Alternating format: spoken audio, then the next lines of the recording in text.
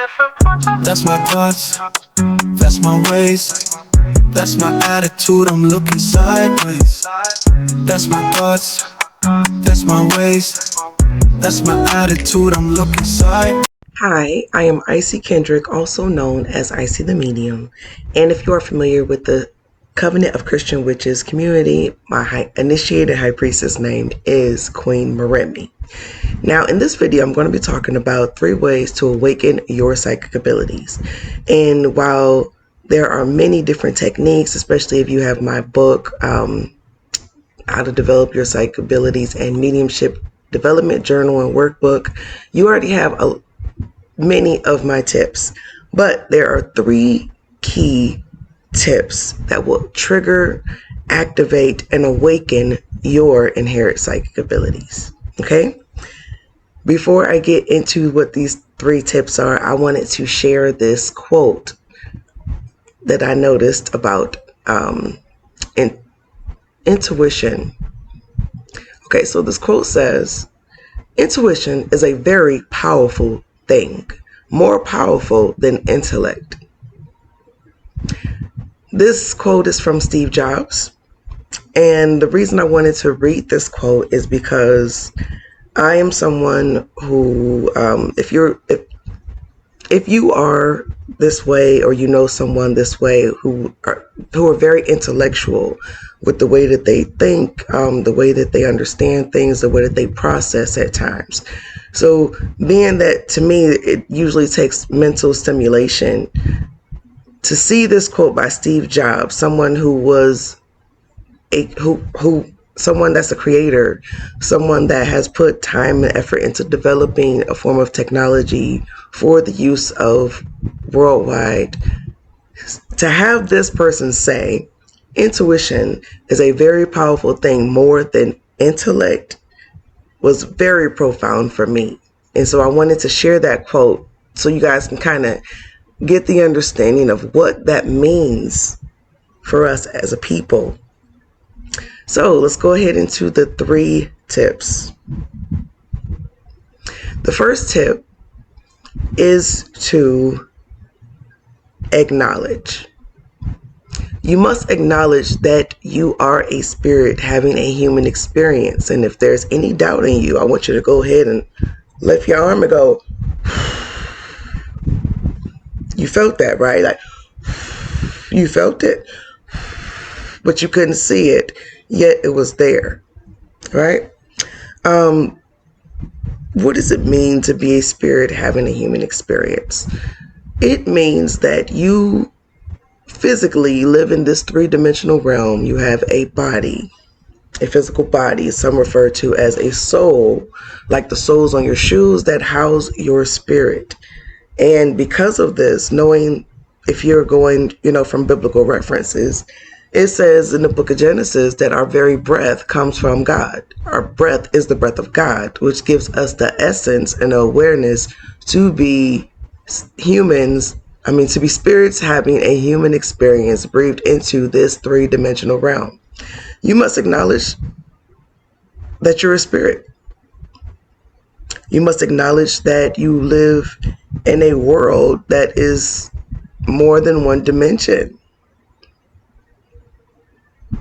You must begin to open up your mind and heart to acknowledge that awareness. And that is one of the things that will trigger your great awakening.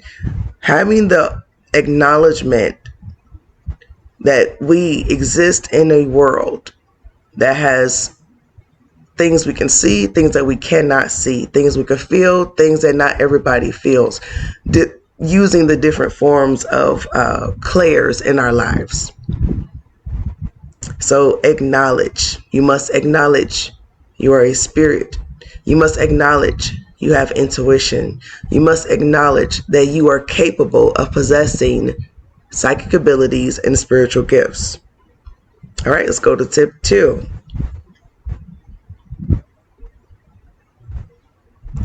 Oh, I think I might have. Okay. So after you acknowledge, this is a little bit out of order, but I'm going to follow spirit. So let's go with it.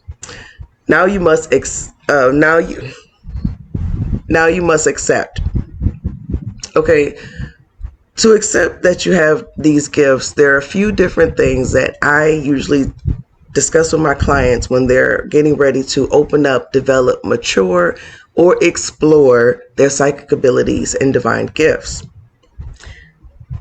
What I mean by accept is you must accept that you're able to communicate with the spirit realm. Why? Because in the first tip, we had the acknowledgement that we are spirits. In the second tip, we're now accepting that we are spirits. And when you accept that you are a spirit having a human experience, how do I say this? The unseen world is more drawn to you. For example, when I'm teaching people about mediumship, the way I explain what it's like for a person to harness this ability, develop this ability, mature this ability, and what that is like for earthbound spirits and spirits that are stuck in different places instead of going directly into the light where they were supposed to go. You become a lighthouse. So you can imagine a lighthouse out there in the ocean, and you have all these boats coming in. They're looking for the light. They're looking for the light. That is the way I teach mediumship, that you become a light. And all of a sudden now these spirits who have unfinished business, who are earthbound, who don't want to leave their loved ones because there are certain things that they would like to say before they go, you become a lighthouse to them. So having the acceptance of knowing that, hey, you may get a message, you may get an unction, you may get an impression, you may get a dream. Moving on to the third step comes with trusting your awareness.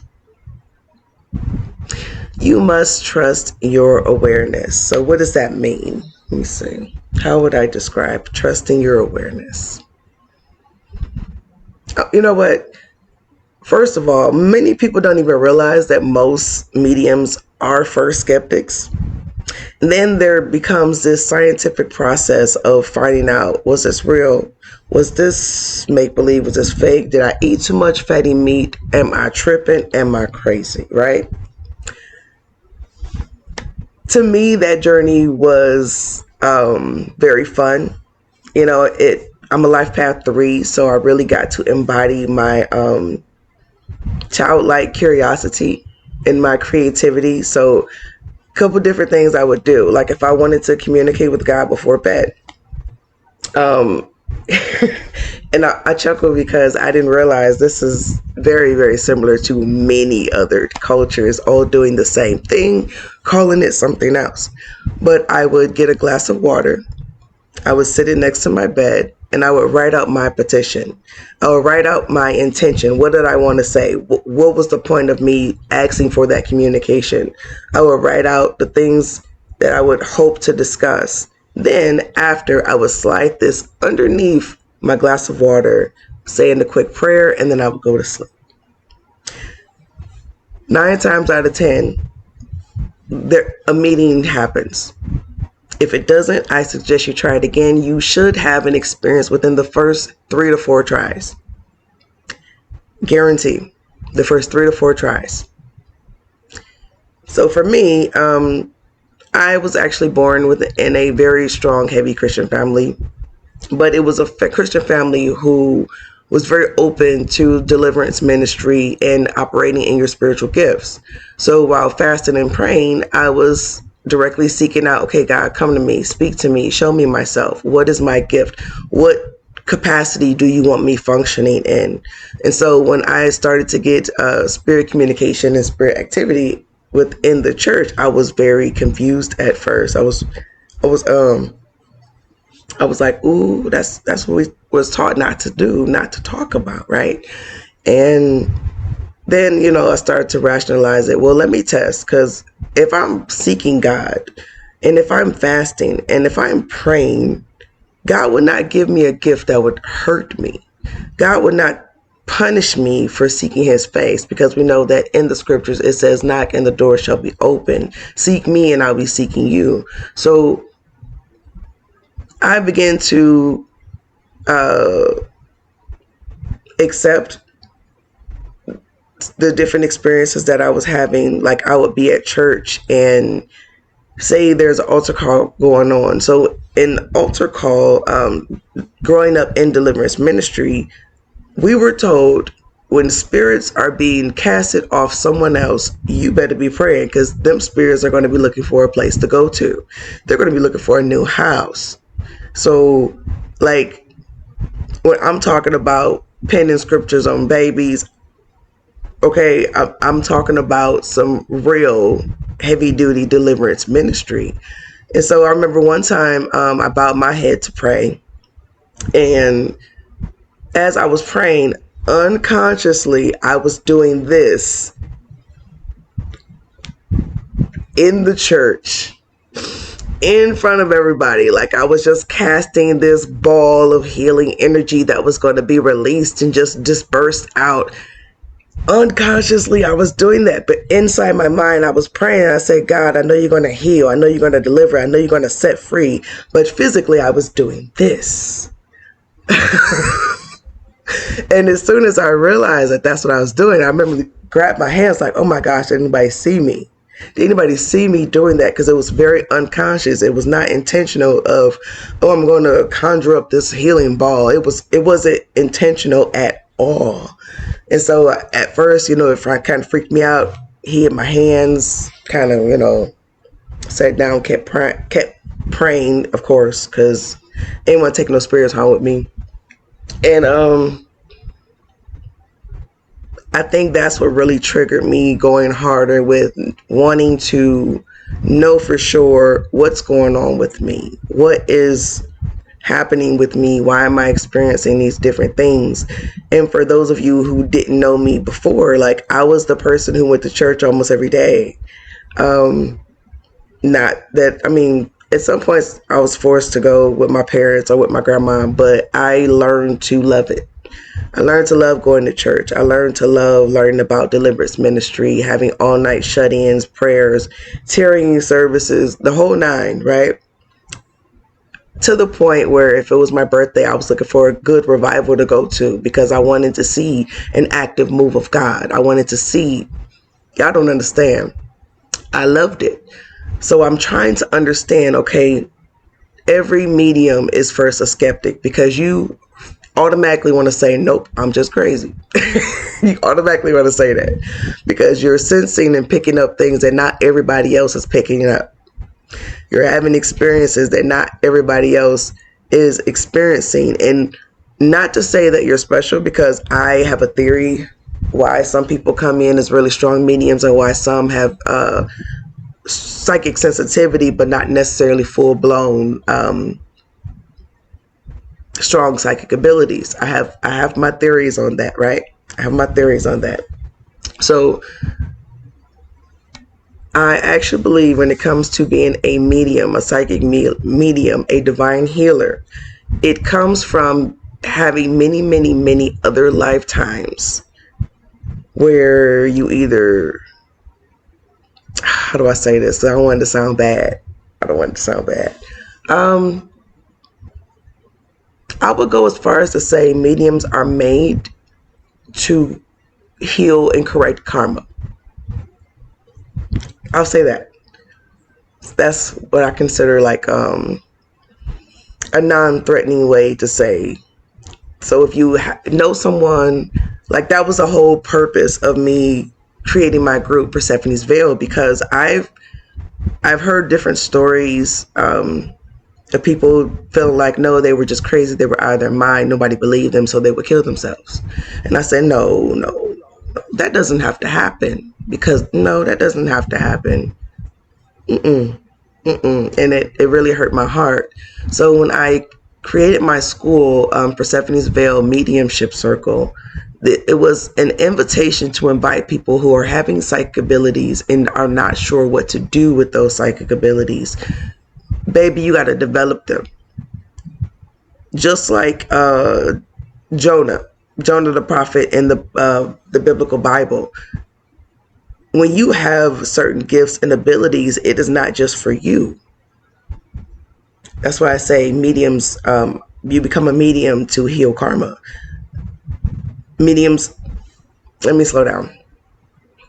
You become a medium to heal karma. So Someone who this is their first life probably would not be born a medium. They probably would be very, very, very here in the now, physical. I gotta believe it to see it type of thing, right? But as we go through this circle, this life cycle of 9 lifetimes, unless you volunteer to come back as a master teacher. And if you're familiar with my other videos, the master numbers are 11 is the most intuitive, 22 is the most capable of building up communities, the master builder. 33 is the most nurturing, the most healing, the most loving. And 44 is the most powerful. So as we begin to see the different masters come in with these master numbers, don't get freaked out. Don't feel like, okay, people just losing it, they loony. That's not the case. In fact, in my own personal journey, there has been times I checked myself in because I was like, nah, I gotta, no. If you've seen The Matrix 4, you know what I'm talking about, because it's like, really? That person really gonna do that? That person really gonna say that? That person really gonna act this way? You start having all these synchronicities to help in your awakening, to help in your understanding of your spiritual gifts, your divine nature, and what you're actually capable of doing beyond the limits of this physical human soul. So my 3 tips, so I don't get too far off, my 3 tips is to 1, acknowledge that you are a spirit having a human experience, that you are capable of psychic abilities and born with an inherent intuitive nature. 2, acknowledge that you, acknowledge was 1. 2 was accept your gifts, accept your dreams. If you are somebody that goes to sleep and you get a lot of dream visitations from people who've crossed over, you're not crazy. Yes, that dream is really happening, and if it felt so real, it's because it was. It's called a spirit visitation. So tip 2 was to acknowledge.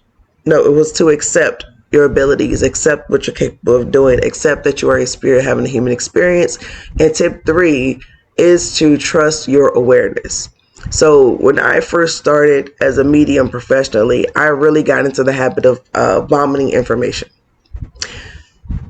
One of the things that can hinder you from developing your psychic abilities is to doubt and question every single piece of information that comes in, because you must understand you are the channel. You are the channel, not the direct translator and all of that. You are the channel. So whatever information is coming through, it is to come through. It is not for your understanding. It is not for your peace. It is not for your confidence. You are to vomit the information to the client, because that is what they are there for. It's going to make sense to them, and it does not need to make sense to you. But when it comes to your own journey, your own spiritual journey, your own psychic abilities, it will make sense to you. You will get so many synchronicities as you begin to trust your own awareness. You're just going to be walking around powerful. Now, this isn't an ego trip, because like I said, I believe a person is born a medium to heal and clear karma, which means you probably did. Look, I'm gonna speak for myself. Look, I probably did some messed up stuff. I probably did. Okay. I've already done the birth to 7 story, story, which is to go from birth to 7 years old. Okay, what's happening in my life? What did I witness? What did I experience? What were my parents doing? What were my grandparents doing? What were their challenges? What were their struggles? All of this is information for your personal journey. So you can't be like, well, things just happen. No, everything kind of does happen for a reason, to kind of get you where you're supposed to go. So as Dr. G would say, you can keep kicking the can down the road, but eventually you got to pick it up. So if you are someone who has been struggling to develop your psychic abilities, increase your awareness, or just accept that you are a soul that you are a spirit having a human experience, which gives you a divine connection to the spirit world. Reach out, comment below. If you've wondered if you were psychic, comment below. If you would like to know any personal tips, comment, your birthday. You don't have to put the year. Just, comment today. I love to go back and look at the comments. And sometimes if I have extra time, I love to go ahead and, respond to the different comments, especially those who talk about dream interpretation, because dreams, that's one of my strong giftings. Receiving information through dreams, revelation knowledge. I'm very clairvoyant. I'm clairaudient. I'm clairsentient. I do practice psychometry. So those of you who may not even know what psychometry is, psychometry is when you have psychic touch in your hands. So for an example, I learned when I was little that when I put my hands on my mom's shoulders, all of a sudden I could see the muscles. Like I can see everything I was feeling. And so I was like, oh, this is cool. I wonder what this is. And then as an adult, I learned that that's psychometry. And so many different psychics and mediums will deliver messages by holding something, and say an item. Let me see what I got near me. I got my Sabella nail polish. So I was about to polish these nails. But anyway, they hold the item. And as they hold the item in their mind, they could be calling in the spirit, say calling in the owner. If they know the person's name, they can call in the name of the person, and you may connect that way. That is a form of psychometry. Visually seeing with your hands, visually connecting, clairsentient connecting. And I just noticed we're past 20 minutes. So just to cut this video just a little bit short, the 3 tips: acknowledgement, acceptance, trust your awareness. Thank you for watching me. That's my thoughts, that's my ways, that's my attitude, I'm looking sideways. That's my thoughts.